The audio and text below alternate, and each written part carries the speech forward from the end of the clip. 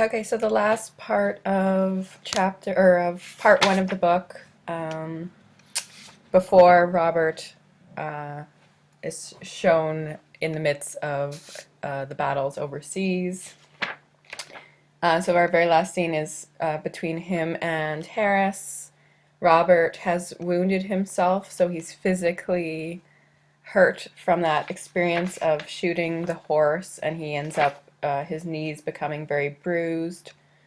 And you remember that part earlier on when he has a discussion with his mother, and she says, you were so easily bruised as a child." So there's something symbolic about the fact that, he is so fragile and our bodies are so fragile. So he bonds with Harris because both men are sent to the infirmary. Harris because he is also sort of vulnerable and sickly, and then Robert because he has hurt his knees and is massively bruised. So these two men form a bond while they are being treated.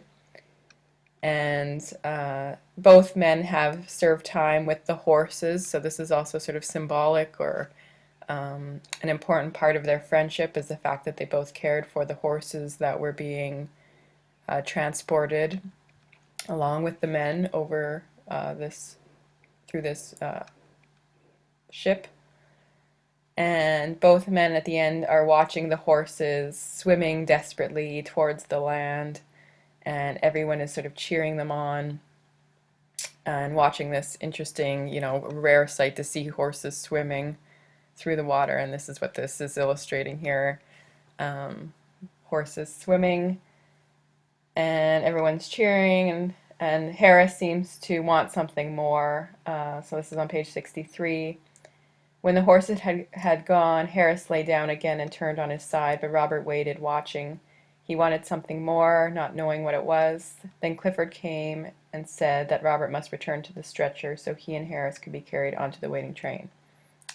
So Robert wants more, something more from this scene, right? Maybe he wants the horses to, I don't know, are set free after, or I don't know, something more he wants. So there's a sort of mysterious connection between Robert Harris and the horses. And we'll talk more about Harris in a little bit, but he becomes sort of as close that as Robert gets to a sort of companion or somebody who he feels is kind of spiritually connected with him. They're both young men who are fragile and sensitive and unconventionally different men than the conventional masculinity that is sort of part of being a soldier. So before I just leave off part one, I just want to go back and reiterate the characters who are in Robert's family and just emphasize Mrs. Ross as an important character.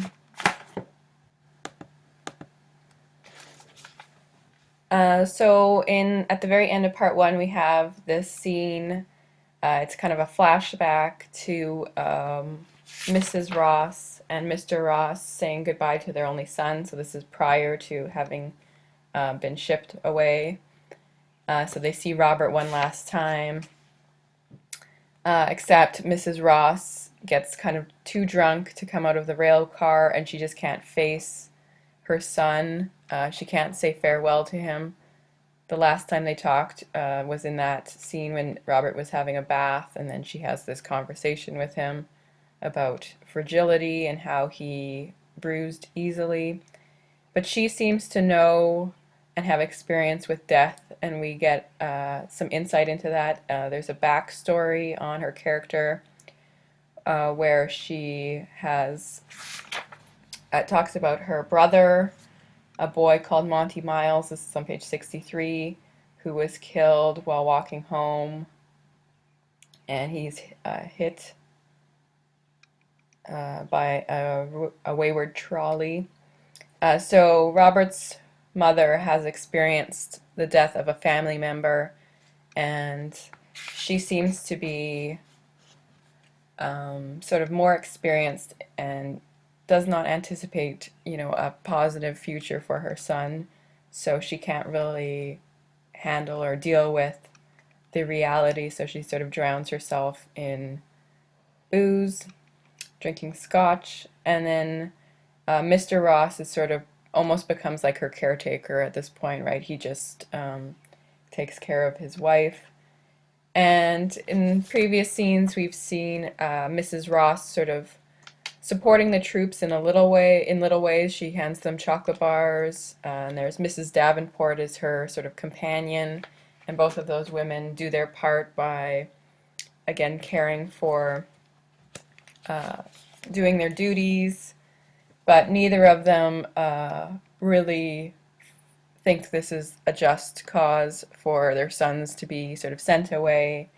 Mrs. Ross rails at God when she's in the cathedral, and throughout the novel she'll almost be going through a kind of parallel with Robert. So he'll experience something traumatic, and then the book will sort of flash to Mrs. Ross also experiencing or trying to experience something similar in her own life, even though she's, in a distant location in Canada. She'll still try to face the elements the same way that her son might be going through, and so she seems to be sort of connected to her son despite their being estranged at this point. Finley's doing something interesting with family members as well, as just with Robert as our protagonist.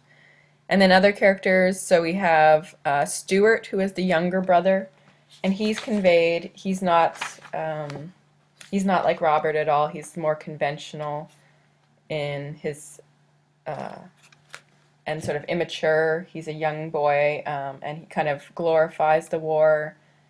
And there's a description of him on page 65 where he's turning Robert's letters into darts and launching them on the roof, trading them with friends, and just, he's playing soldier at this point where he's, just the way that little boys play guns. So he sort of has this glorified image of what a soldier is, and he thinks it's kind of a game, and he doesn't understand Robert and the reality of it, so he's somewhat at a distance. And later on, it's revealed that he believes Robert was a traitor for what he did. So we know that as time goes on, we'll learn more about what Robert does do. And then we'll learn that Stewart is one of his detractors. So he's speaking against his brother. He's not sympathetic towards Robert at all.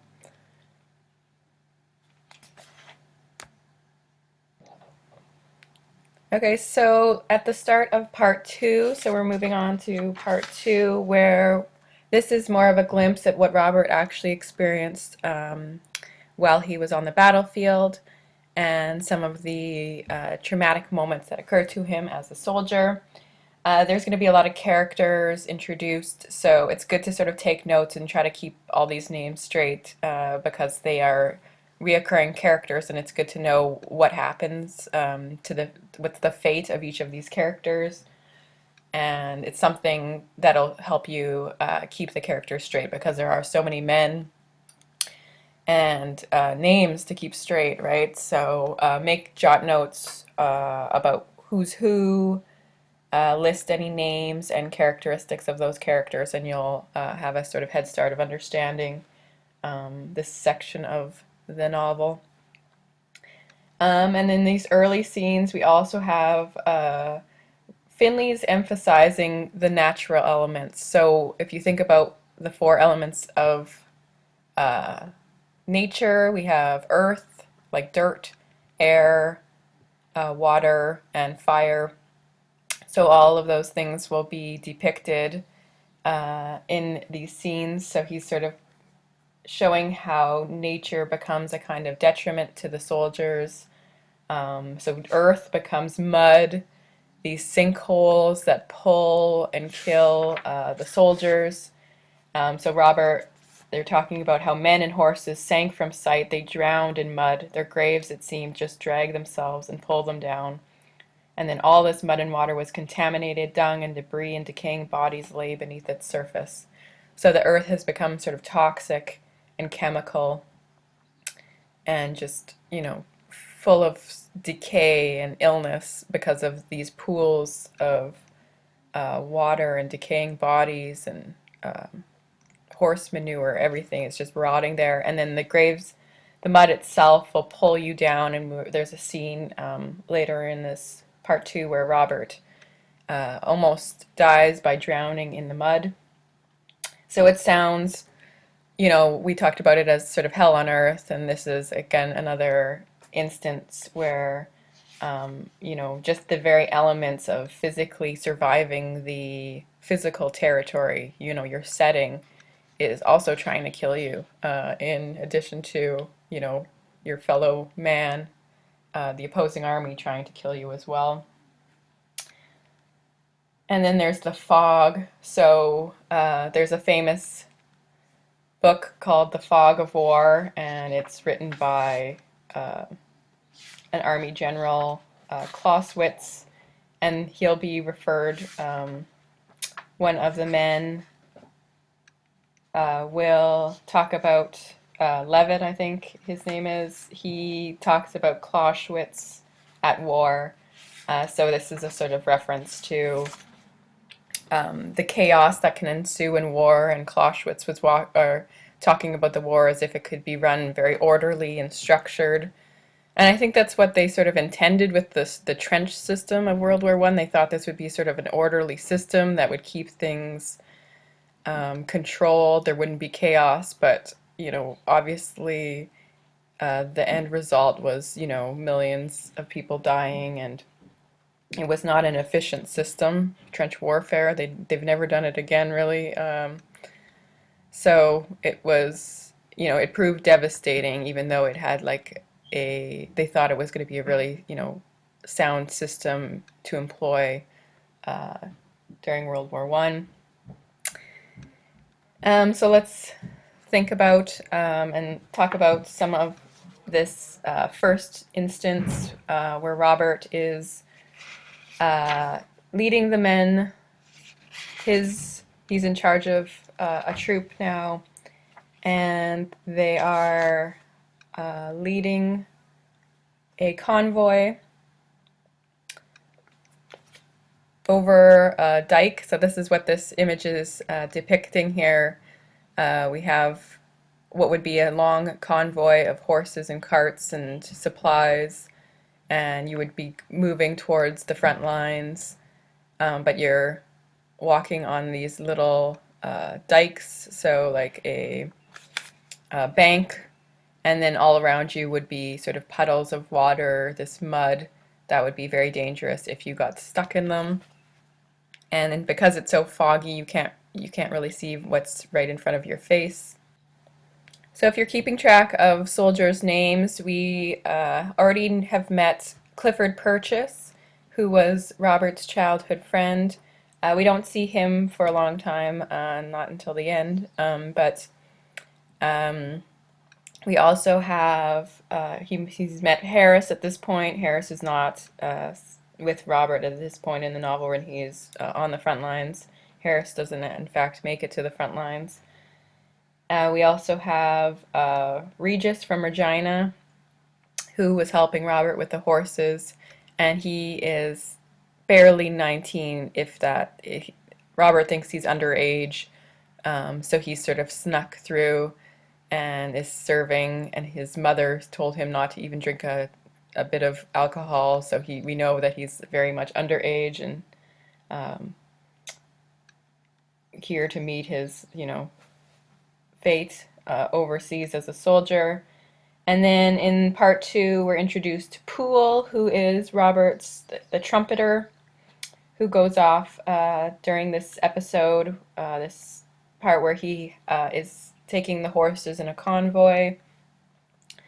And then we'll also meet Levitt, and Levitt is an important character in the regards that he is he's a junior officer, and he has a sort of particular way of thinking about the war that is in contrast with some of the other men. He's very practical and detailed, and he wants everything sort of in a systematic order.